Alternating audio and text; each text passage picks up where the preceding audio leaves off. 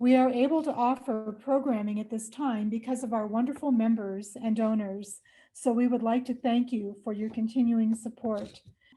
Rick Wallace has a PhD in astronomy and astrophysics from UC Santa Cruz, and he worked as a staff member at Los Alamos National Laboratory for 30 years, working on physics simulations.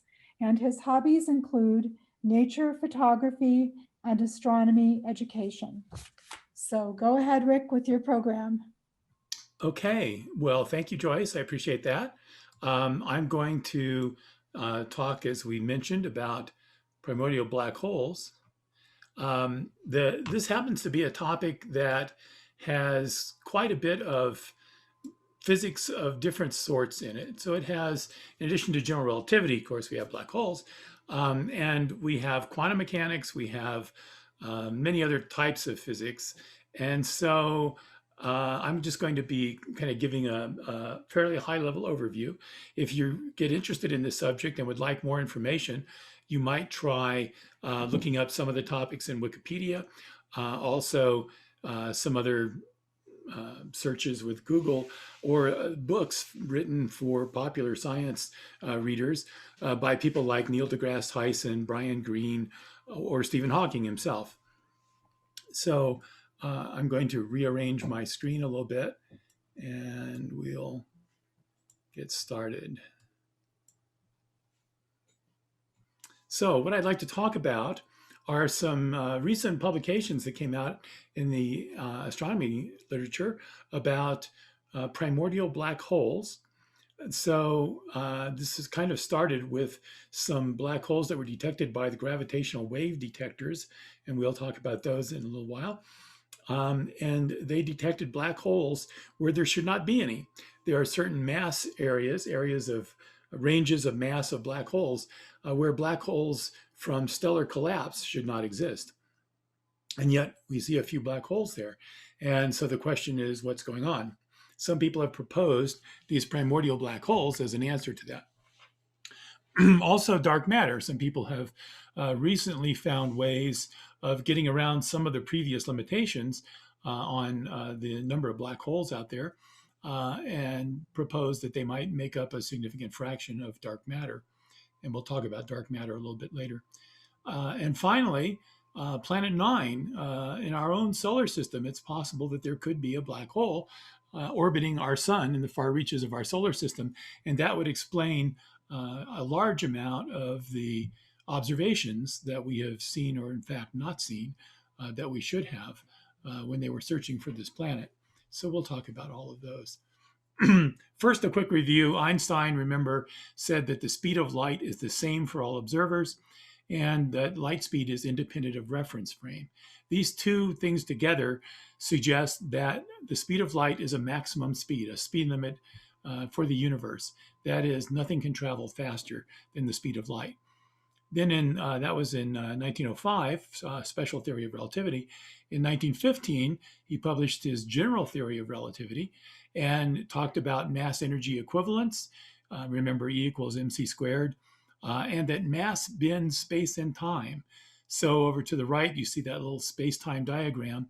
The idea being that the sun, for example, bends the space-time around it, the fabric of space around it. And when the Earth is orbiting the sun, it's really traveling in sort of a straight line through bent space and ends up in the orbit. And there have been lots of tests of these that shows that general relativity gives you the correct answer for lots of orbital problems, just absolutely perfectly every time. In 1916, Carl Schwarzschild provided the first exact solution to Einstein's field equations for a spherical, non-rotating body, leading to the derivation of the Schwarzschild radius, r equals gm over c squared. So the radius, the Schwarzschild radius, is a point where you have a small enough radius that the escape velocity, the velocity it takes to leave this object and go into free space, equals the speed of light. And since you can't do that, you can't travel the speed of light, and you certainly can't travel faster, that means nothing can escape, including the light rays. So this radius is directly proportional to the mass of the object. So for the sun, for example, the Schwarzschild radius is about 3 kilometers. So you'd have something, the size of a small town, 6 kilometers in diameter, maybe 4 miles, something like that, size of Los Alamos. So that's for one solar mass. A few other things that I can talk about. Now, when we look at the Schwarzschild radius, it's frequently referred to as the event horizon. That is, it's the horizon beyond which nothing can escape a black hole. If you have a stellar collapse black hole and matter is collapsing into this, the matter continues right through the event horizon into the center of the black hole, and we really don't know exactly what happens to that matter in the center of the black hole. We get something called a singularity, which just means our equations break down. But this event horizon is this point in space beyond which nothing can escape the black hole. So if you were to take the Earth and somehow put it in some kind of a big crusher and crush it down to its Schwarzschild radius, it would be about this big. I don't know if you can see what I'm holding up here, and I'll try to put it. This is really, really hard when you're looking at yourself mirror image. Anyway, so as for scale, and if I put it forward, you can get an idea of how big it is. That's how big the event horizon for the Earth would be. It's about 0.6 of an inch in diameter. If you took the planet Neptune and crushed that down to the size of its event horizon and turned that into a black hole, or just some black hole somehow that had the mass of Neptune, it would be about this big, about 12 inches in diameter. So this would be the size of the planet Neptune as a black hole, and that will become really important a little bit later on. Let's go to a really quick review of how stellar mass black holes seem to be formed. So you have a stellar nursery like the Orion Nebula, and the gas and dust, big, huge molecular cloud, contracts under its own gravitational effect and forms a group of stars, a young star cluster. An average star like the sun, about one solar mass, has a lifetime of about 12 billion years, 10 to 12 billion years. It stops the collapse by becoming dense and hot enough in the core to begin nuclear reactions. So hydrogen, the predominant material in interstellar space, is burned or fused with nuclear fusion into helium. And we know how that works quite well, actually. We do that on the Earth, in fact. But that hydrogen is fused into helium, and that happens for most of the lifetime of the star. So our sun has another 5 billion years of, it's 5 billion years old now. It has another 5 billion or so to burn the hydrogen into helium in the core. And then when it exhausts most of that hydrogen, the core shrinks a little bit because it doesn't have as much energy holding it up. That causes it to heat up and become more dense and hotter, and that allows it to burn helium. When that happens, a pulse of energy goes through the envelope, and the envelope swells to become what we call a red giant. So the sun will swell in about 5 billion years to be where the surface of the sun is about where the orbit of the Earth is. Then as it continues to go through its nuclear burning cycle, that envelope might get pushed out to the point where it's no longer gravitationally bound to the star. And at that point, it floats away and becomes a planetary nebula like the Ring Nebula. The core itself, when it exhausts all of the material that it can burn with that amount of mass, it collapses into a white dwarf. The next one we'll talk about is a star that's more massive than our sun, maybe 10 solar masses. Again, stars form in this stellar nursery. You have a young star cluster. A hot, massive blue star forms, such as Bellatrix in the Orion constellation.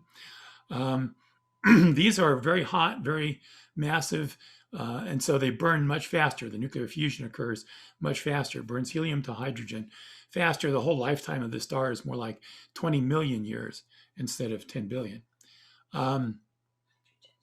But when the hydrogen is exhausted in the core, then again, the core contracts a bit, makes it even hotter and more dense. So helium can ignite. Again, you have a pulse of energy. The envelope begins to expand, and you have a massive supergiant star. And this star can reach perhaps the radius of Jupiter's orbit around the sun, if it were in the solar system. Eventually, it runs through a whole litany of nuclear material. It finally reaches iron in its core. Iron cannot produce energy through nuclear fusion, so it collapses. The envelope collapses onto it, bounces, and creates a supernova explosion. A lot of neutrinos are released and other things. And the supernova explosion, such as the Crab Nebula, then carries that nuclear process material into interstellar medium, which can then reform into other stars and planets and the Earth and us and things like that. The core then collapses, and it's too massive to form a white dwarf, and so it collapses to form either a neutron star or a black hole. So in summary, we have low mass stars. The core collapses to become a white dwarf. That white dwarf cannot be greater than about 1.44 solar masses. That's called the Chandrasekhar limit. And what happens at that point is your electrons are pushing against each other so strongly that something called the electron degeneracy pressure prevents the star from collapsing. And that only works up to about 1.4 solar masses. Beyond that, the electrons are not strong enough to prevent the collapse, and it continues to collapse into maybe a neutron star. So a more massive star, then the core collapses into a neutron star where those electrons are crushed into the nucleus, and the electrons are pushed into the protons to become neutrons, and you have a predominantly neutron material. It has some crust on the outside of iron and other things, but the core is predominantly neutrons. And a neutron star is, let's say, talk about the mass of, you can't really do this, but if you had the mass of the sun and it was a neutron star, it'd be about 10 kilometers in diameter, 5 or 6 miles in diameter. So that's the mass of the sun compressed into nuclear matter. A teaspoon of matter from a white dwarf would weigh about 1 million tons. The teaspoon of matter from a neutron star would weigh about 1 billion tons with a B. So it's very dense nuclear material. If you have a very large star, then even the pressure of the neutrons against each other is not enough to prevent the gravitational collapse, collapses further and collapses into a black hole. Now, we've got a lot of stellar evolution calculations that have been benchmarked against observations, what we see in the sky, spectroscopy, all sorts of other things that we have. And they have said, about 4 years ago or so, that a black hole can form of a core that is between 5 and 20 solar masses. If it's less than 5 solar masses, something has to happen to that mass to get it down to the mass of a neutron star. The maximum mass of a spherical neutron star is about 2.3 or so solar masses. The heaviest neutron star ever observed is 2.1 solar masses. But if it's spinning very rapidly and you look into uncertainties in the nuclear equations and all that kind of stuff, maybe you can get up a little bit higher. But around 2.5 solar masses is sort of the limit for a neutron star. And there should be this gap between 2.5 and 5 solar masses. And also, if you have stars whose cores are greater than about 20 or 30 solar masses, they will collapse and form a different type of physics called pair instabilities, and we should blow the entire star apart, leaving no black hole, and that provides the maximum mass of a black hole. Now, stars that end in supernova explosions are one example is the Crab Nebula. It's a remnant of a star whose explosion was witnessed by the Chinese on Earth in 1054 AD. And then, as I said, the supernova recycles processed gas back into the interstellar medium for the formation of other stars. And if you look at this over time, whoops, it should be moving. There we go. We can actually see today that this supernova remnant is still expanding. This is using different color filters, so it looks a different color, but you can see the material still expanding in that supernova remnant. Okay, there's another way we look at neutron stars and black holes, and that's through X-rays. The extrasolar system sources were detected in the 1960s, and the basic idea here is you have a binary star. So instead of a star and a planet like we have in our solar system, you have two stars orbiting each other. And one of them ages to the point where it collapses and becomes a neutron star or a black hole. The other one is not quite as massive. It takes a little longer to age. When it does, it begins to swell up into the giant or supergiant stage. And the material on the surface is attracted over to the secondary star. And you have it, since they're orbiting each other, there's angular momentum. And so the material from the outer envelope of that younger star doesn't just go straight into a black hole or a neutron star. It actually spirals around and forms a disk. And that disk is what we see as the X-ray source. This is an example of a black hole accretion disk structure. So you have this material around the black hole. It's being accreted into the black hole. It is traveling, the gravitational attraction of this black hole is so strong that the material in the disk is traveling a good fraction of the speed of light, a third or a half the speed of light. And so it creates tremendous heat, and that heat produces X-rays. And that's what we see as the X-ray sources in the sky. Sometimes the material spirals in so fast that it can't all go down the black hole at once, and some of it is shot off toward the poles and creates pulsars and other things. But that's a story for another time. I'll say a little bit more about a more realistic simulation of a black hole accretion disk. If you look in the upper left corner here, you see a very flat, thin accretion disk around the event horizon of a black hole. But if you look at full general relativity, what you find is that the back side of this disk is actually, the light coming from it to you is bent by the gravity of the black hole around the black hole. So it looks like for the top part of the disk, you're looking down on top of this disk. In fact, that you're looking at the back side of the disk behind the black hole, and the light coming from that disk is just bent around the black hole towards your eye. You can also see the bottom of that disk where that light is also bent around. And if you look at this illustration, you'll see some blobs of material that are moving around this thin disk. And even though they're within the thin disk, when it goes behind the black hole, where you should not be able to see it, well, in fact, because it's a black hole, you can see that material back there because that light is bent around the black hole. And in fact, this shows you.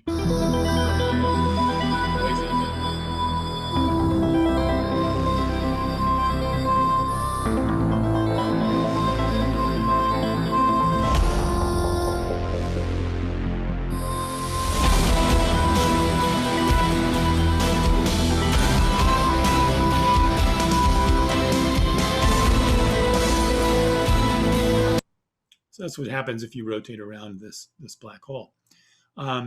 So the hot spots of material in the disk are expected from turbulent flow and magnetic field flares. The inner radius of the disk is actually about 3 times the Schwarzschild radius or the event horizon of the black hole for various reasons. We also have an actual photo now, or an image, of the black hole in the center of the M87 galaxy. Now, these are not stellar mass black holes. They're formed by a different process. These are supermassive black holes. In fact, this one's about 6 billion times the mass of our sun. But it's in a distance of about 50 million light years away. And a close-up of that image looks like this. And this is not seen straight down on top of the black hole. This is seen at an angle, and we see the light from the back part of the disk being bent by the black hole into our view. And we also see some parts of it being brighter than others. And I forgot to mention that if you do the full general relativistic calculation, because of a gravitational redshift effect, material coming towards you is going to be very bright. Material going away from you will be dimmer, and we see that as well in this image. If you were to take the solar system and plop it down on top of that black hole image, you would see that the space in the middle here is about the size of our entire solar system. So this is the Andromeda galaxy. The light, the image at the bottom of all the stars, visible light image, shows the Andromeda galaxy, and you see that little outlined area there. That's where the X-ray sources are located that are shown kind of blown up and moved out of the way and then shown up here. There are about 40 high-energy X-ray sources in the Andromeda galaxy, and we believe all of them are binary systems consisting of normal star companions orbiting either black holes or neutron stars. Now, many of you have heard these talks in the past that we've done, and you know that there are gravitational waves that are produced by black holes that are orbiting each other. It produces these gravitational waves that causes the system to lose energy, and the black holes then spiral in toward each other and eventually merge. For those who haven't seen this yet, this is a calculation of two merging black holes. It's actually slowed down by a factor of 100, so this all happens in less than a second. But this is a model of the first two merging black holes that we're seeing in the gravitational wave detectors. And notice the starlight behind them, that distortion of the starlight. Again, that's the gravitational distortion of the black hole until it settles down. You still have a sort of an Einstein ring around it. And that distortion of starlight will become very important in a few minutes. So gravitational waves are actually waves in space-time itself, in the fabric of space. And when they pass the Earth, if you can see this ball of the Earth I have here, it kind of squeezes the Earth in different directions as the wave passes by the Earth. Of course, that's exaggerated, but that's the effect. And we'll show these here. There's a wave passing by the Earth, and as the black holes spiral into each other, the waves become stronger and faster. The crests and troughs are moving pretty quickly now. The black holes merged, and the gravitational radiation has passed the Earth. Here's a quick video on. Until now, scientists have learned about the universe mainly by studying light and other electromagnetic waves from space. But gravitational waves are ripples in space itself. They are set off by stellar cataclysms, such as massive neutron stars or black holes whirling together. To sense the waves, physicists use massive L-shaped optical devices called interferometers. Each arm of the L is 4 kilometers long. There are 2 of these devices in the United States, and together they make up LIGO. To detect the stretching of space, LIGO uses laser light to measure and compare the lengths of the 2 arms. When a gravitational wave ripples past, it will stretch the arms by different amounts, causing the light to warble out of the interferometer. The measurements are sensitive, to within 1/10,000th of the width of a proton. Physicists hope to use the waves to test Albert Einstein's theory of gravity, and also to detect strange objects that until now were completely invisible. Take the signal that LIGO detected. The black holes responsible are 3 times as massive as normal, and nobody knows why. It's just the first surprise from what promises to be a whole new type of astronomy. There are, after this video was produced, there has been an additional detector like the ones described that came online in Italy. And now there's a 4th detector in Japan. And all of these are now detecting gravitational waves. This is another simulation. The blue and yellow shows the gravitational waves themselves being emitted by this pair of merging black holes. This is a pair that has a sort of unequal mass to begin with. Okay, the first merged black hole that was detected in 2016 was the merger of a 32 plus a 19 solar mass black hole, which gives you a total merged object of 51 solar masses. However, the merged object actually, from the experiment, only has 49 solar masses. So what that means is 2 solar masses worth of energy, remember E equals mc squared, were radiated away in gravitational waves during this merger. So that's a lot of energy. These are the mergers that were known originally. Notice that several of them are greater or about 30 solar masses, the ones that before they merged. Now, how do black holes merge? Well, they have to be fairly close to each other. So they might be formed if they were as a binary star system of 2 stars that are fairly far apart usually. And so it's unusual for them to be close enough to be able to merge like this. Or they could be 2 black holes that captured each other, basically. That would only happen in a very dense stellar situation like the core of a galaxy, or maybe the core of a very dense globular cluster. So there are not that many places where you would have these mergers. So we believe it would be unusual for the stars that we see in these mergers to have already merged once before we see them merge yet again. So that provides a problem. Why are these 30 solar mass black holes out there when, as far as we can tell, that's not really what's produced by stellar collapse?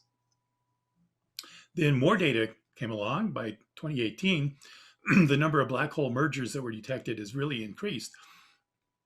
And in fact, they actually found 2 neutron stars that spiraled into each other and merged and formed a kilonova, a very bright optical X-ray, gamma ray object, as well as the gravitational radiation object. We begin to see that there does seem to be this 5 solar mass lower limit to black holes. The black holes in purple here are the ones that were formed, that were detected by their X-ray radiation, that have accretion disks around them. The light blue ones were the ones that were detected through gravitational wave mergers, and these are larger. Now, of course, the CIS instrument is more sensitive to larger mass objects, but it still doesn't explain why we're now seeing 40 solar mass black holes here. And when we thought, maybe the maximum size was 20. Well, people went back, of course, and redid all our calculations and looked at all the uncertainties and looked at, well, if it's spinning and you have different kinds of angular momentum and you have different material properties and you have maybe some uncertainties in the nuclear reaction rates and things like that, they could begin to get up to maybe 50 solar masses. Well, okay, this one here is pushing that. We have one that's about 50 solar masses, almost 45. But, okay, these are still okay. And you have this definite mass gap. Now, this is from last May. We still have this mass gap, but now we're beginning to see a couple things in this mass gap. I'm not sure what's going on here. And you have things that are much more than 50 solar masses up here. Now, this is the latest one. This is just from a couple of weeks ago. They released this data. And you now see that there are a number of things in the mass gap down here between 3 and 5 solar masses above this neutron star cutoff where the maximum mass of the neutron star should be. And we have lots of things going all the way up here to over 80 solar masses in these objects that, before they merged. That's really hard to make the calculations reproduce those. So there's a bit of a mystery there. So let's step back for a moment and talk about primordial black holes, because they might be able to provide some help here.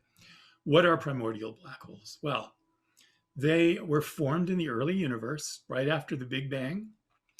And the words are that they are mass fluctuations owing to quantum instabilities in highly curved inflationary universe. Well, what does all that mean? So that's what we're going to talk about, all these words here.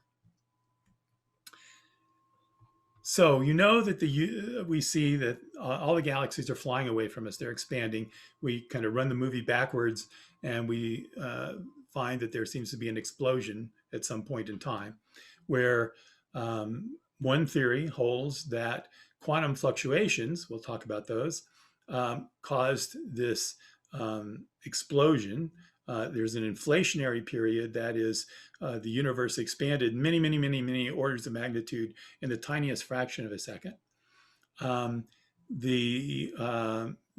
Eventually, the nuclear material was produced, protons, neutrons, a little helium, and then a lot of electrons and photons. And at some point, the universe expanded and cooled to the point where you started getting, instead of a charged plasma with electrons flying around intercepting all these photons, the electrons began to be captured by the protons and into a hydrogen atom that removes some of those electrons, and the photons could then stream out, and we see a pattern, an afterglow from that period in time, about 380,000 years after the Big Bang. And that's called the microwave background radiation. Then the universe continued to expand, and eventually there were some instabilities that caused the collapse and formation of certain structures. We think this has a lot to do with dark matter, but we have stars and galaxies and all those kinds of things. And the universe continues expanding out. This is time along the x-axis here along the bottom. Now, remember the Hubble diagram, we've talked about this in the past, but a quick reminder, on the bottom here, we have the distance to various galaxies. And along the side, we have the velocity, and we get the velocity through spectral measurements. We look at the spectrum of these galaxies, and we find certain materials, patterns of spectral lines that correspond to specific materials, and we find that those lines are shifted. If something's moving toward us, they're shifted toward the blue. If something's moving away from us, they're shifted toward the red. And these are, if you look at distant galaxies, they're all shifted toward the red. And weirdly enough, the distance and the velocity is correlated. The farther away they are, the faster they're moving. And this is the property of an explosion. And so if you take this and you run it backwards to the origin, that is to the left of this graph, where does the distance go to zero? It turns out to be about 13.8 billion years ago. Hence, the age of the universe is roughly 13.8 billion years. And that's when the Big Bang, whatever that was, occurred. Now, the cosmic microwave background is really interesting. If you look at any place in the sky, no matter which direction you look, you will see that there is a radiation that is at the energy of radiation can be described as by a temperature. It's at 2.7 degrees Kelvin. And it's smooth no matter where you look in the sky, has the same temperature to within 1 part in 100,000. That is, if you look over here and you look over here, the difference in temperature is less than 0.0000001. That is really uniform. And that's one of the great mysteries of the universe. How could that temperature be so uniform? Again, this would be produced by those when the electrons were captured by the protons and became neutral hydrogen atoms, removed the electron scattering from what was happening to the photons. The photons streamed out, and this is what we saw. Now, originally that was pretty high temperature, but as it expanded and cooled, it cooled down to this 2.7 degrees. Now, what is a quantum fluctuation? Here are all these big words that are a real pain. It's basically empty space. It's called sometimes a vacuum state fluctuation, where you have particles and antiparticles that are popping in and out of existence all the time. And they're popping in and out of existence so fast that they do not violate our concepts of conservation of energy. So here's some, unfortunately, I have one big word slide. There are temporary random changes in the amount of energy in a point in space. Think of a vacuum point in space. There's energy that is limited by something called the Heisenberg uncertainty principle. The fluctuations are in values of fields. A field like a magnetic field, that surrounds the Earth, for example, or that surrounds a bar magnet. And these fields represent elementary particles. Electric and magnetic fields are associated with photons. Other fields are associated with electrons and positrons. And then gluon fields are associated with the strong force, that is quarks, protons, and neutrons, the things that are in the nuclei of atoms. So vacuum fluctuations appear as virtual particles created in particle-antiparticle pairs. They're created spontaneously without a source of energy. So virtual particles violate conservation of energy, but this is allowed because they annihilate each other within the time limit set by this Heisenberg uncertainty principle, which is a tiniest fraction of a second. And they are not directly observable. Well, if you're not directly observable, why do you think such a thing exists? Well, there are experiments that can detect them indirectly. So, for example, I won't go into why this is true, but it's responsible for the finite mass and charge of elementary particles. There's also something called the Casimir effect. If you take two conducting plates, they don't have a charge on them, they're just conductors, so they're metal, for example, and you put them very, very close together.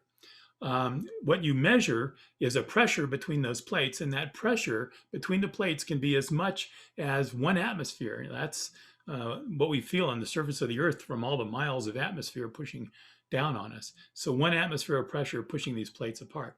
That's caused by these virtual particles coming into and out of existence. There's also something called the Lamb shift in hydrogen. I mentioned spectroscopy. If you don't know what that is, don't worry about it. The point is that when an electron is orbiting an atom and it's excited, it's orbiting in a certain state. Because of quantum mechanics, it can only orbit in or exist, let's say, in discrete states, specific states. If it loses energy and drops down to another state, it produces a light, in this case, hydrogen alpha radiation. And when that light is produced, it turns out there is a very slight difference between some of the light that can be produced. There should only be one according to quantum mechanics, but these vacuum fluctuations cause that line to split into two very close lines. Those can be measured and are attributed to this quantum fluctuation. So I won't go into all the details, but there's some experimental evidence that this is not quite as far-fetched as it would appear. So these things are popping in and out of existence all the time. The concept is that they are amplified by inflation. We'll talk about inflation in a minute. In the early universe, leading to a large mass of energy. If that large mass of energy that's been amplified is held within the Schwarzschild radius, then it collapses to become a black hole. That's called a primordial black hole. Now, Martin Rees, a famous astronomer in the 60s and 70s, said, skeptics about exotic physics might not be hugely impressed by a theoretical argument to explain the absence of particles that are themselves only hypothetical. For example, preventive medicine can readily seem 100% effective against a disease that does not exist. So he was a little skeptical about this. But we do have some experiments that suggest there's something to it. What about this inflation? Why do we think the universe blew up so fast? Well, and here's the time frame. If you're used to orders of magnitude, between 10 to the minus 36 and 10 to the minus 32 seconds, after the Big Bang singularity, the universe expanded a factor of 10 to the 26. That's a lot. Just take my word for it. That's a lot. So there are 3 problems when we look at observations of the universe that this solves. One is the horizon problem. That is, again, you look anywhere you want to look, the universe seems to be isotropic and homogeneous. That is, from any point in space, the faraway galaxies, if you get far enough away, you're not looking at solar systems in our galaxy and stuff. Distant galaxies, it all looks pretty uniform. You get to go to some other place in space and you look back and it looks pretty uniform.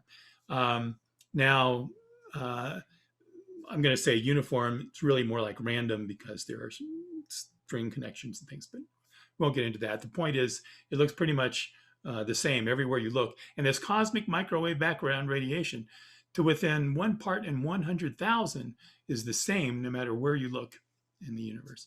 So that's exactly what you would expect from cosmic inflation. The 2 parts of the universe move apart so fast that normally they would not be able to equilibrate. So there's no reason they should have the same temperature. Why not clumps? Why is the microwave background radiation the same everywhere? Well, if there was this cosmic inflation, you go through the equations, it turns out that would smooth everything out, and that could explain that. There are some other things, flatness I won't really talk about. Magnetic monopoles, you know that an electron is 1 charge of a negative electricity. Proton has 1 positive charge. But magnets, you have a north and south pole. We don't have a magnet that has 1 pole. And so those would be called monopoles. Why don't we see magnetic monopoles? Well, in inflation, the monopoles would be separated from each other as the universe around them rapidly expands, potentially lowering their observed density by many orders of magnitude. And that might, in fact, be the reason why we don't see magnetic monopoles. They just may be so rare we haven't found one yet. And again, Martin Rees's skepticism works here. You know, if it's a theoretical particle, so maybe it never really theoretically existed, but inflation would solve it if it did exist. So that gives us a picture of the universe that looks like this: Big Bang, quantum fluctuations. These fluctuations are amplified by inflation. And then the universe begins to expand more normally. It begins to cool. Protons are formed. Nuclear fusion begins to occur. Protons are fused into helium, neutrons, helium, so on. Nuclear fusion ends after about 3 minutes after the Big Bang. And that's why the amount of hydrogen to helium ratio in wherever we look in space seems to be about the same. And then neutral hydrogen forms. And at that point, you have the cosmic microwave background. And then many years later, you begin to get galaxies and that kind of stuff. So that's the picture of the universe that we have. Given that picture, now isn't this interesting that we have this mass gap, but we're beginning to see black holes in these 3 to 5 solar mass areas? Could those be primordial black holes that were amplified by this inflation? Something got caught, trapped, a mass became fairly large within the Schwarzschild radius, and it suddenly collapsed to a black hole. Those could be any size. So that could explain these. If it didn't happen very often, that would explain why there are not very many of them in this mass gap. There's one particular one that I'll point out that is a primordial black hole. I don't know if you can see my pointer, but it starts here. It's either a really large neutron star that is bigger than anything that we can explain, or it's a really small black hole, bigger than anything that we can explain. And I'll show you, this is what it would look like: a really big black hole merging with this little tiny thing. 23 solar mass black hole merging with a 2.6 solar mass black hole. By the way, the lowest confirmed black hole, that is 2 black holes merging together, were 6 + 9 solar masses. So this is different. This is some other object that we don't know what it is, at 2.6 solar masses combining with a 23 solar mass object. And this highlights that particular merger. And you can see there's some other objects down here in this mass gap. And there are also some objects that were up, 80 solar masses. How do we get 80 solar mass black holes at the top of this as well? So, by the way, the 2017 neutron star merger produced a kilonova, and a magnetar pulsar. That is, when these neutron stars collided with each other, they produced a huge flash of light in the optical, in X-rays, in gamma rays, in radio waves, and you ended up with a pulsar with these beams coming off the poles, just like many other rotating neutron stars. A very bright object that happened, and in fact, they could even measure some of the materials that may have been produced by this, and they found that there's a significant amount of heavy elements like gold and platinum that are produced by neutron star mergers. We did not see that in this merger. There was no optical X-ray, gamma ray counterpart. So that again suggests that it's maybe something different. All right, now let's talk about hints of dark matter. If you look at the rotation curves, that is, if you move from the center, let's talk about our solar system first. From the center of our solar system, the sun, out to the outer edges of the solar system, Mercury is orbiting the sun pretty quickly. Venus is also orbiting quickly, but not as fast as Mercury. Earth is not quite as fast as Venus. And, Jupiter, farther ones away, are orbiting much slower than the ones close in. That's expected by our theories of gravity, both Newton's gravity and Einstein's general relativity. So if you have mass concentrated in a galaxy, for example, such as the ones shown on this slide, then you have, you expect this yellow curve. That is, don't worry about why it's linear right here, but as you get beyond the amount of mass that's in the galaxy that we see in the galaxy, you would expect the rotation objects to take longer to rotate around the galaxy. They don't. Turns out it flattens out, and these things are going around the galaxy just as fast as things much closer in. So that's not what we're expecting. Here are the actual data from a hydrogen gas cloud in this particular galaxy, M33. And again, it's just very different from what you would expect. That suggests there's something out here with a gravitational influence that's causing these things to move very quickly. And if you look at lots of different galaxies, you see exactly the same thing. Look at the curves on the right. As you move away out on the x-axis, away from the center of the galaxy, the rotation speeds don't change that much. Okay, in order to explain that, you would have to have something, we call it dark matter, that is surrounding a galaxy going much farther out than the visible light of the galaxy. It doesn't appear to interact in any way other than gravitationally. So it doesn't interact and produce light. It doesn't produce radio waves, any other information that we can see other than the gravitational influence. Well, what is it that doesn't interact with anything except through gravity? Maybe black holes. So people started looking into this. Now, we need to account for this gravitational lensing effect as well. That is, you see the streaks on this picture? These are galaxies. The big bright blobs are not really stars. They're galaxies. And the streaks are galaxies that are even farther away than the ones in the foreground. The ones in the foreground are a massive galactic cluster. And then these other individual galaxies are way back beyond this cluster. And they are distorted by the gravity of this cluster into these arcs and things. This is the geometry of what it looks like. We're down here at the Hubble Space Telescope, for example. We're looking at this cluster of massive galaxies. And then we're looking at a galaxy way behind it. The gravitational effect, remember that black hole that bent the light around it so you could see the top of the accretion disk? Similar kind of thing is happening here. Gravity is bending the light and focusing it so that you see false images of this galaxy in several different places. And you see distorted images and other things.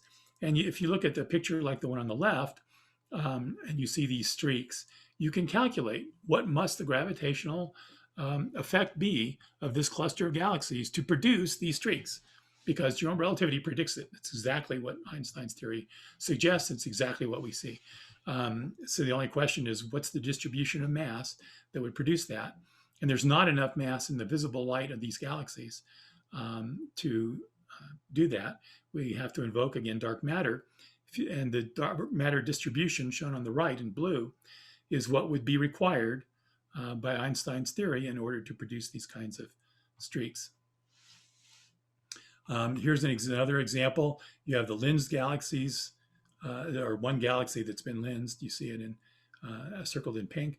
And then the one circled in blue is actually a lensed quasar that's a really, really distant galaxy that is emitting a great deal of energy, but it's basically a galaxy much farther away than the foreground cluster here. This is a demonstration of how that works. We have the massive galaxy cluster that's sort of intermediate between us and this distant cluster. And we'll just take an example of the Whirlpool galaxy. It's not really far enough away, but we'll just use it as an example. Here's our Hubble Space Telescope in the lower left. And that would observe this far distant galaxy being gravitationally lensed by the nearby cluster. So here goes. There's our galaxy moving through the foreground stars. You see it being distorted. Now, from lots of different measurements, we can tell that the amount of dark matter in the universe it comprises about 26% of the matter energy in the universe. E equals mc squared, so it's an energy matter content. Ordinary matter is more like 5%. So there's a lot of dark matter out there. Well, could this dark matter be black holes? A black hole would do the same thing. You have a distant star. You have a black hole in between the Earth and this star. As the black hole moves through the field, it distorts the star. It actually, if it's a point source, actually magnifies that and brightens it. So researchers have looked for this. They've taken telescopes. They look all over the sky looking for black holes. What they're looking for is something like this. A black hole moves in front of, in this case, a bunch of galaxies, but it could be a star or whatever. And it distorts the background as it moves through space. And it brightens a background star. And this brightening is what's looked at. So what you can do, sorry about the graph, but it looks complicated, but it's really very simple. What you have is the total mass of your primordial black holes, let's assume now that dark matter is made of primordial black holes. So here's the mass in solar masses. Our sun is about here, one solar mass. Let's see, can you see can you see my pointer? Okay, so the blue lines show searches that have been done by lots of different groups looking for black holes that have created this lensing effect.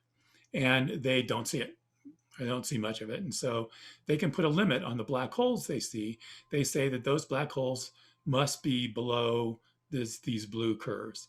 There are other limits, like if you had too many primordial black holes and they went through a white dwarf, if there are enough white dwarfs out there, you'd see some of them being disrupted by the black holes. You'd see neutron stars being disrupted by black holes. And there are a number of other things that you can do the way that this would affect accretion in accretion disks and that kind of thing. So there are a number of limits. And if you look at all these limits, what you find is that the region that's left is outlined in dots here. Now the vertical axis is the fraction of primordial black holes that makes up dark matter. So 0.1 or 0.01 would be 1%. 0.1 would be 0.1%. So this is saying that this graph suggests that, first of all, there cannot be primordial black holes heavier than about 2 solar masses. So not 80 solar masses like we saw in some of those experiments.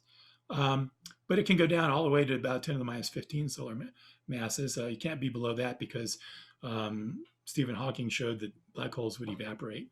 And if it's 10 to the 15 minus 15 solar masses or smaller, it would evaporate by this time in the universe, 13.8 billion years. So that puts the lower limit here. So what you have is any primordial black holes that may exist must be within this area. And that means they can only produce a very small fraction of dark matter, sorry. However, these curves assume that the primordial black holes are formed at one particular mass. They don't know what mass it is. It could be 10 to the minus 11 solar masses, or 10 to the minus 1 solar masses, or 1 solar mass, but they're all formed at the same mass. There are some physics reasons why this might be, but it might not be as well. It also assumes that they're evenly distributed throughout space.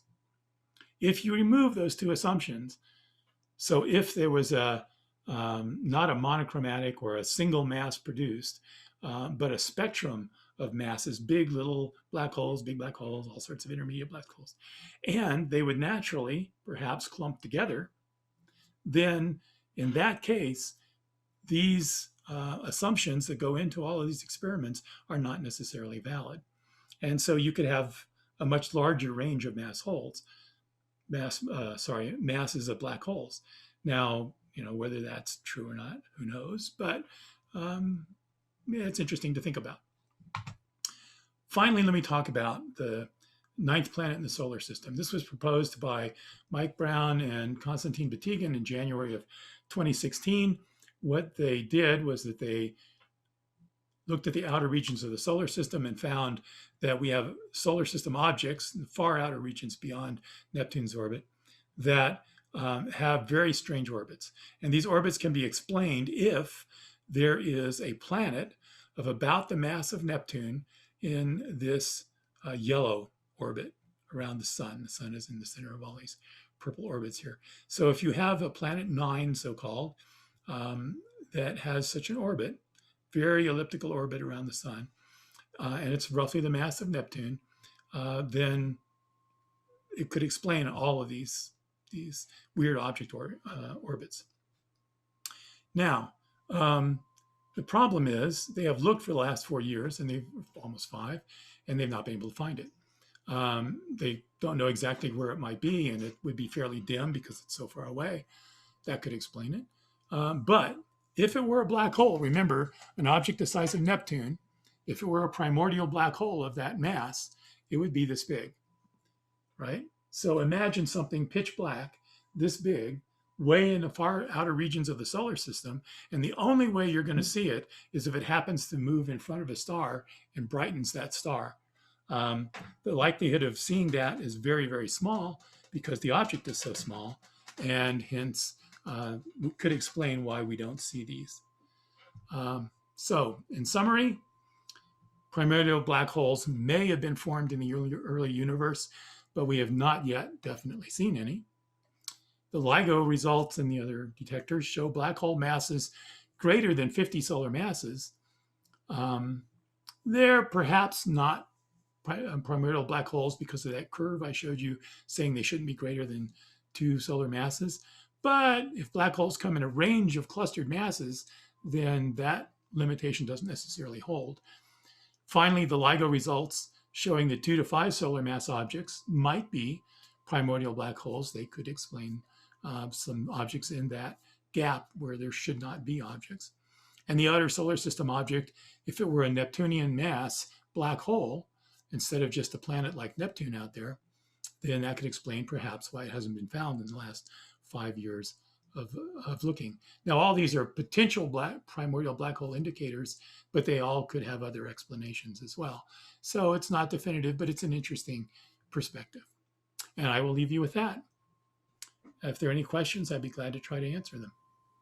Okay. Thank you, Rick. It seems like you've explained gone over the entire universe in exactly 1 hour, 7:59 p.m. That's really a remarkable presentation to put all of that in. Thank you for putting this together. If you have questions, please go ahead and type them in the chat. I do have one question so far from Steve Becker, and he asks if inflation made magnetic monopoles too dilute to observe, why didn't it do the same for electric charge? Good question. So electric charge has the property that it can be bound. So for example, the electron and the proton are bound to a neutral atom. And that neutral atom, if there is enough of them around, they would not be affected the same way by inflation. The other issue is that the fields that would have formed the magnetic monopoles would not be, we call it electromagnetic field, but that you would expect to, if the quantum mechanics equations suggest that there would be fewer of those formed in the first place than there would be of the electric fields. So the question is, does fewer mean zero, which it could be, or does fewer mean fewer but non-zero, in which case there should be a few left around unless they were greatly diluted. So the fact that the electricity and the magnetism is slightly different does give you slightly different different results, and the fact that you can get neutral atoms from electrons and protons also gives you a little bit different result. The details of that I'm not going to even begin to try to understand or explain, and I would refer you to one of Brian Greene's books to try to get the details of that. Okay, thanks. We have a question from the Fehrenbaugh family, and they ask, what are black dwarves? Is there such a thing as a black dwarf? Black dwarfs. I don't know. I've actually not encountered that term before, so I would imagine that. Oh no, and I know what they're talking about. I'm thinking about black holes. So a black dwarf. Remember, a white dwarf is a star like our sun that has reached the end of its lifetime and it collapses, but it doesn't have enough mass to crush it down to be a neutron star or a black hole. So you get a white dwarf, and you have these electrons that are holding up that white dwarf, and it just sits there, and it sits there, and it radiates at fairly high temperatures, actually, because it's so concentrated. And it just radiates that away for billions and billions and billions of years. Eventually, there's no energy being generated. It's just generating, or radiating away the energy that it already has. And after billions of years, you would expect it to gradually just radiate all that energy away and become a cinder in space. And that becomes a black dwarf. That is, it's a white dwarf that has cooled down over time to the point where it's no longer emitting light. So Right. It's a very cool white dwarf. Good. Yeah. Then there's also red dwarfs and brown dwarfs, but we're not going to talk about those. So Right. those are outside the scope of this talk. Okay. And Mike Meyer asks, is there a good reason to assume that primordial black holes have only a single mass? There is a possibility. So this is difficult because, we don't have a good unified theory of general relativity and quantum mechanics. And this whole primordial black hole thing was really investigated most thoroughly by Stephen Hawking in the 70s. And he went through the equations of quantum mechanics and found that you could amplify these fluctuations. The question is, would it require a very unusual fluctuation to have, some of these fluctuations, as you may have noticed in that simulation, was actually a quantum mechanics computer simulation of them. Some have bigger masses than others. So it's not just positrons and electrons, it's other elementary particles. So some of them are bigger masses. If you had a few that were just really big masses, and those were the only ones that were amplified by inflation to the point where they could have enough mass inside the short-shell radius to become a black hole, then you would expect that black holes would only be monochromatic, that is, only a very small range of masses. But we don't know, we don't fully understand the mechanism that would have caused, from the time this fluctuation occurred to the time it was magnified by inflation. We don't know if it only took the very biggest of those or a spectrum of those, or if, so one particular mass thing that it ended up creating, solar mass size black holes, but no others. Or whether there were a range of these fluctuations that could have been grabbed by inflation, amplified to the point where they also could have had enough mass within their short shell radius. Remember, the short shell radius is less for a smaller mass object. And so maybe for that smaller mass, they were still able to get to their short-shield radius, become black holes, and you might have an infinite range of primordial black holes. And we don't understand that mechanism well enough to be able to say for certain that it was either one size and that's the only size that gets amplified to the point of being a black hole, or if there's a whole spectrum of them that were amplified. And that's in the details of the quantum mechanics that hopefully some youngsters who are listening will grow up to be theoretical physicists and be able to figure this out for us. Okay, so the next question is from Marilyn Doolin, and she asks, do black holes form part of the vacuum fluctuations? The vacuum fluctuations have to be a very tiny size, and they have to be popping in and out of existence very, very quickly. So a black hole of any significant mass, once it's formed, it stays there. Now it does evaporate, but that's only true for very small ones, that they could evaporate, and they evaporate over periods of years to millions to billions of years, not instantaneously. These kinds of fluctuations are elementary particles that pop in and out of existence in much, much less than a fraction of a second. 10 to the minus 20th of a second or something like that. And so that would not be black holes. The idea is that if some of these fluctuations had some mass to them and then were amplified by inflation, they could become black holes. But the fluctuations themselves would not be black holes. Does that help? I'm not sure I understood the question properly. Maybe Marilyn will put something in the chat and say that helped. I think that helped me, but the black holes aren't popping out of the vacuum fluctuation. These elementary particles are popping out, and then she said if during inflation, that also inflates the mass of those particles, and if a bunch of them are stuck within the Schwarzschild radius, they can become a black hole. Is that kind Right, of yes. Yeah, and they don't pop out of existence because they've been grabbed by the inflation and amplified so fast that happened before they could be re-annihilated. Okay. Yeah, Marilyn, please ask a follow-up question if you weren't sure if that answered your question. Also, we have a question from Richard Rosera, and he asks, can you talk a bit about dark energy and what could produce dark energy? Well, interesting that you asked. I mean, that's a whole talk, right? And we have had people that gave talks on that. So for those of you who are not too familiar with it, dark energy is basically, we see the universe expanding, and we would think that the mass in the universe might gradually slow down the expansion of the universe and maybe even pull it back together again, or at least slow it down so that it's, just goes on forever, but maybe in a smooth way. But with mass inside it, it's and if it continues at a normal rate, that's called the critical density of matter inside, and that includes dark matter as well as the normal matter. But you would expect in any case that gravitational influences would cause that the universe to eventually slow down its expansion. And I'm going to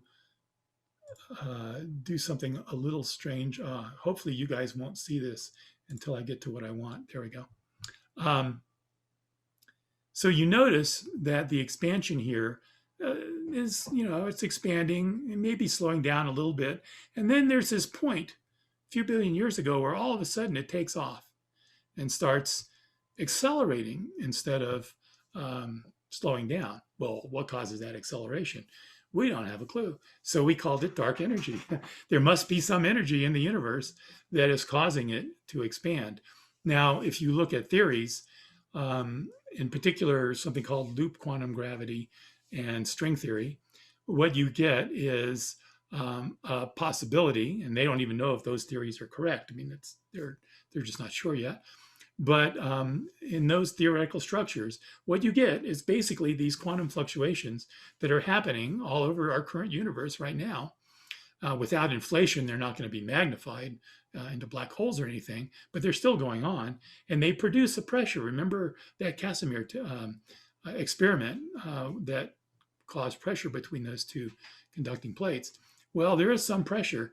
That pressure can be very small, but the universe is a big place. If you have a tiny amount of pressure per cubic kilometer or per cubic light year or something like that over the billions of light years of space, then in fact that could be a significant amount of pressure. And if it's a steady state pressure that is the same everywhere at all time throughout the history of the universe, as the universe expands and matter gets farther and farther away, its gravitational influence decreases. As that becomes less important, then this pressure becomes more important. And in theory, there would be a time when that pressure becomes greater than the gravitational pull of the universe to slow it down, and you end up, the energy wins and you get an expansion. So it could be these cosmic fluctuations or vacuum fluctuations that produce this dark energy. But we don't know. It also, other people have said, well, maybe there's some kind of matter that we don't know about that's negative energy matter, anti-gravity matter. And that would be convenient because that's exactly what you need in order to create a wormhole. Black holes go and collapse forever into a singularity. But there's this Einstein-Rosen theory that says, you could have a tunnel and then white holes on the other side, and matter goes into another universe or whatever. But in order for that to happen, or for us to have, warp or tunnels through space, you have to have negative energy matter. So a lot of people like that idea because it opens up space travel and all sorts of things. But we don't really know. We don't know what dark energy is. We don't know if there's something we've not discovered that has a negative energy to it in the sense that it's a repulsive energy, or whether it just was related to these quantum fluctuations. We're not really sure. Well, I was thinking, Rick, that seems like a really clear explanation for where it could come from. And if these fluctuations are happening all the time, according to quantum mechanics, they should be there, right? I mean, we have to account for that pressure. It kind of, yeah, the question is it numerically the right pressure?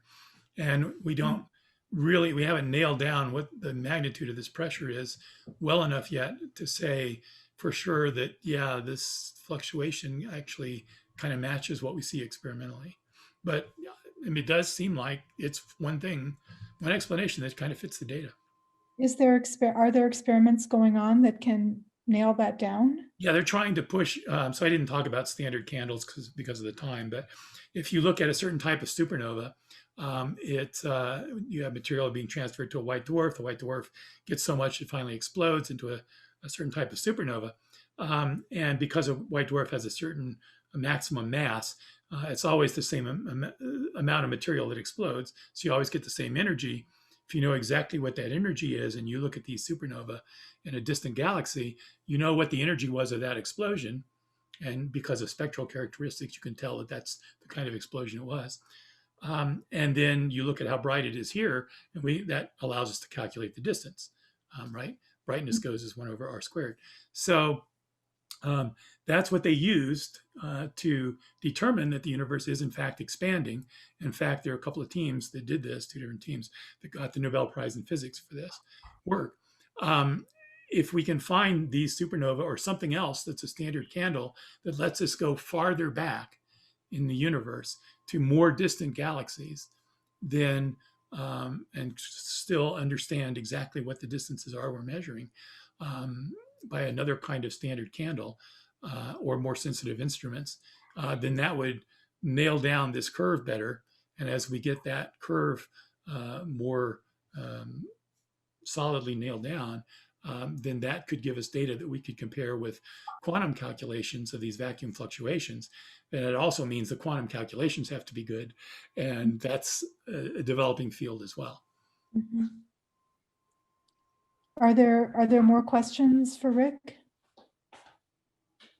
I have a basic question, and it goes back to the beginning of your talk, and maybe I didn't understand the beginning so well, or maybe I'm just questioning the assumption. So there are these mass gaps between 2 and 5 solar masses, and then we shouldn't have black holes above 80. And I'm thinking, well, why not? Why couldn't you have some triple system where a couple black holes got together and made another black hole that was big, and then it's orbiting around a third black hole, and maybe that would make your large black holes. And the 2 and 5, why couldn't something just fit right in there somehow, or I don't know, accrete some mass or something? It doesn't. I'm trying to think of scenarios to make something there. Do they really know those numbers that well?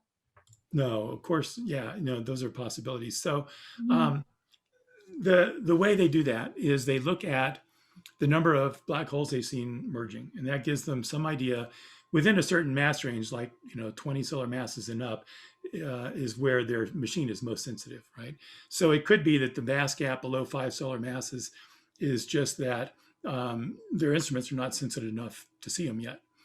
That's an easy explanation. mhm. Another explanation might be, although we do see a few, um, but for the bigger ones, we should be able to see a lot of those, and we'll get more and more data as these things improve and become more sensitive, and we have more of them online, and they do more runs in the future. But the large ones, um, people run statistical calculations on um, how many black holes you would expect that would be in a position like a double or triple star system. There are a lot of double star systems, but most of them are too far apart for, even if they became black holes, for them to really, in the lifetime of the universe, be spiraling together and merging. It would just take longer for them to do that, to give off enough gravitational radiation for them to spiral together, than we have years in the universe.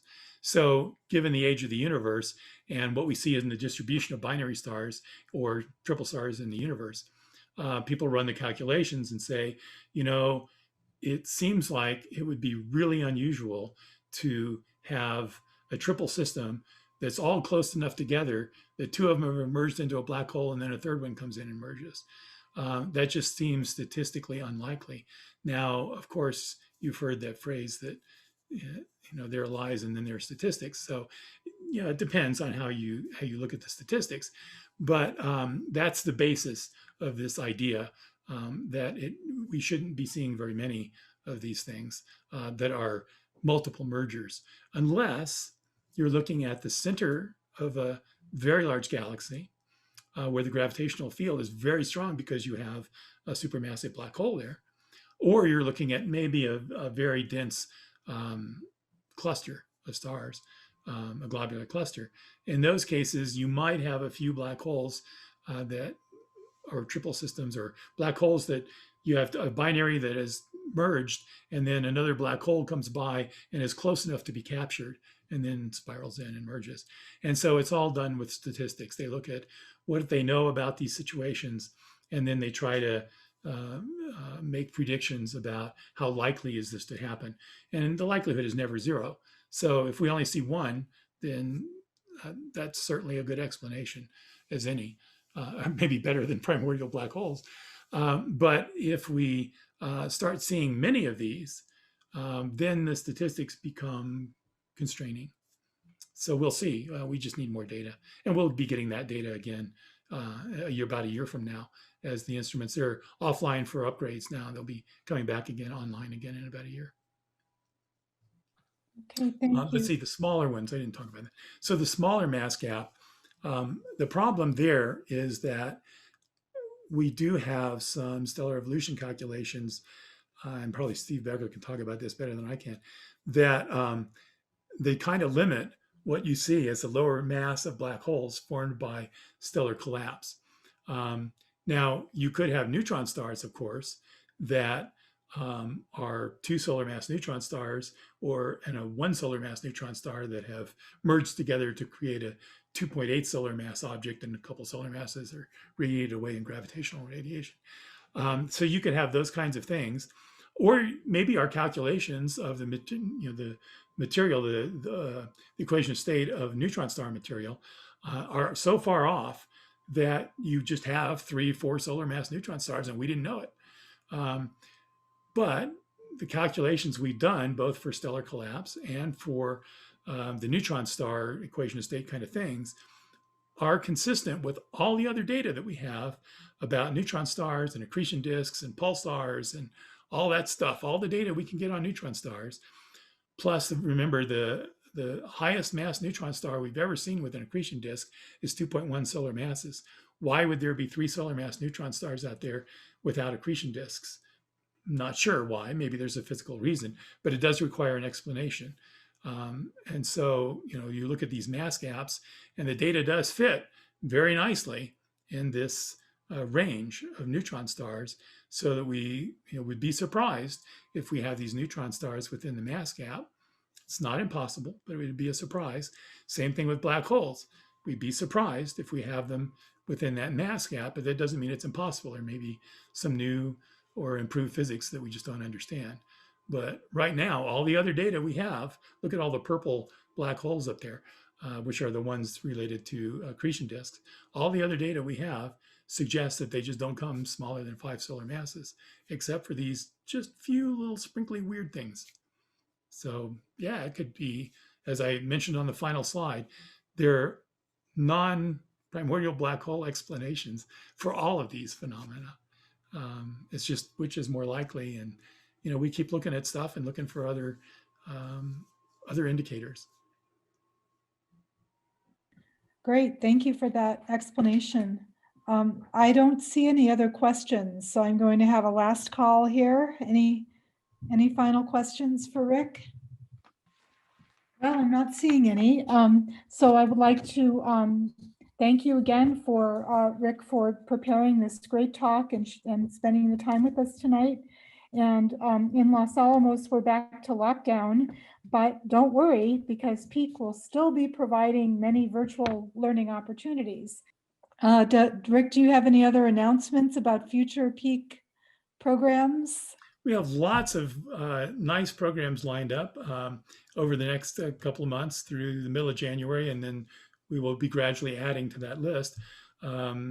Stellar pulsations, for example, and what's up in the night sky in December. There are lots of different talks coming, so I would suggest people just tune into that peaknature.org events/events, and it will tell you about what the upcoming activities are that PEEC has planned. Okay, so with that, I think we'll conclude, and thanks again to everyone for tuning in, and we hope to see you at a future show or planetarium or PEEC event.